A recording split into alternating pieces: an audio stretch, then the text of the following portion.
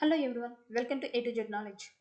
ఆర్య సమాజం చేపట్టిన శుద్ధి కార్యక్రమం లక్ష్యం ఏమిటి? The correct option is option 4. ఇతర మతాల్లో చేరిన హిందువులను తిరిగి హిందూ మతంలోకి రప్పించడం. ఇబ్రహీం కుతుబ్ షా సర్దారు అమీన్ ఖాన్ కు అంకితం ఇచ్చిన తొలి అచ్చ తెలుగు కావ్యం యాయాది చరిత్ర రాసింది ఎవరు?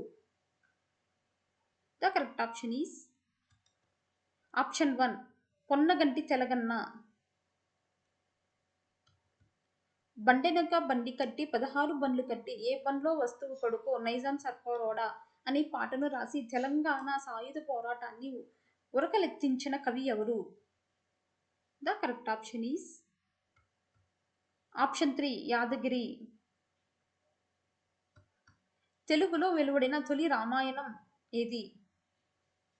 The correct option is option 1. Ranganatha Ramayanam. అష్టాదశ పురాణాల్లో అతి ముఖ్యమైనదిగా భావించే మార్కండేయ పురాణంలో ఉన్న ఆశ్వాసాల సంఖ్య ఎంత? The correct option is option 2. 8. 1953లో అలంపూర్లో జరిగిన ఆంధ్ర సారస్వత పరిషత్తు సప్తమ వార్షికోత్సవ సభల్లో ఆవిష్కరించిన కాళోజీ రచన ఏది? The correct option is option 1. నా గొడవ. కాశీనాథుని నాగేశ్వరరావు పేరిట దేశోద్ధారక గ్రంథమాలను నెలకొల్పింది ఎవరు? The correct option is option 3. Vattikota Alwaru Swamy. 1930లో జోగిపేటలో జరిగిన మొదటి ఆంధ్ర మహాసభకు అధ్యక్షత వహించింది ఎవరు? The correct option is